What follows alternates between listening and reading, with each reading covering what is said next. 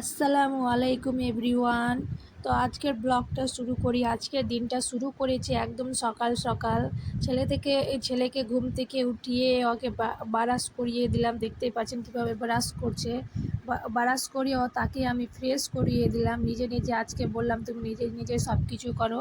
তাকে ফ্রেশ করিয়ে আমি তারপর রান্নাঘরের দিকে সকালের নাস্তা বানানোর জন্য চলে গেলাম। সেখানে আজকে বানালাম গরম গরম ঘি দিয়ে পরোটা আর সাথে দুধ চা।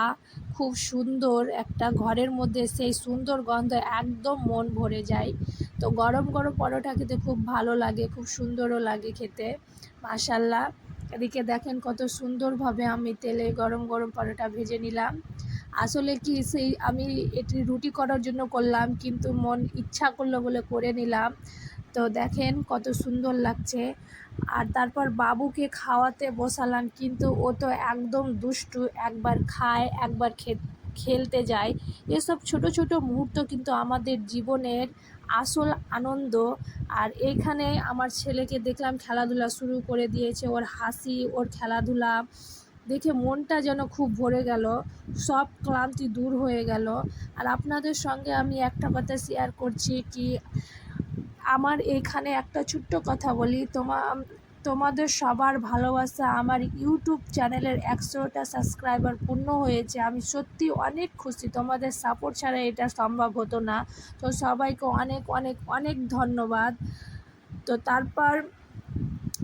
এরপর আমি দুপুরে রান্না শুরু করে দিলাম। আজকের মেনুতে ছিল আলু টমেটোর ঝোল আর পাটের শাক।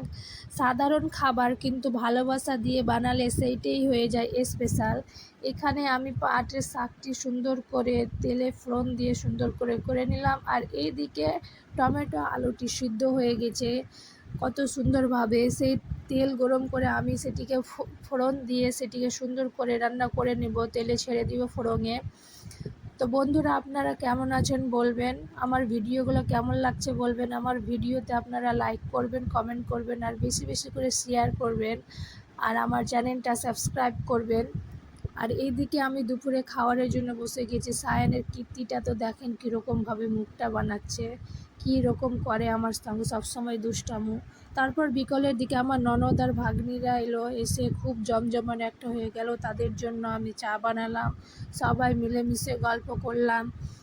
গল্প করে সময়গুলো খুবই স্পেশাল, সময়টা যেন পেরিয়ে যায়। তারপর সন্ধ্যার দিকে আমরা রওনা দিলাম মায়ের বাড়ির দিকে। মায়ের বাড়ি মানেই আলাদা একটা শান্তি, আলাদা একটা ভালোবাসা। এদিকে এসে ভাইয়ের ছেলে মেয়েদের জন্য হাসি ঠাট্টা কত সুন্দর। তো বন্ধুরা, সত্যি বলতে শ্বশুরবাড়ি যেমন নিজের ঘর, তেমনি মায়ের বাড়ি একটা আলাদা ভালোবাসার জায়গা। এই দুই জায়গায় ভালোবাসা নিয়ে আমাদের জীবনটা সুন্দর। তো বন্ধুরা, আমার ভিডিওটা যদি ভালো লাগে তো লাইক কমেন্ট শেয়ার করবেন। বাই, আল্লাহ হাফেজ।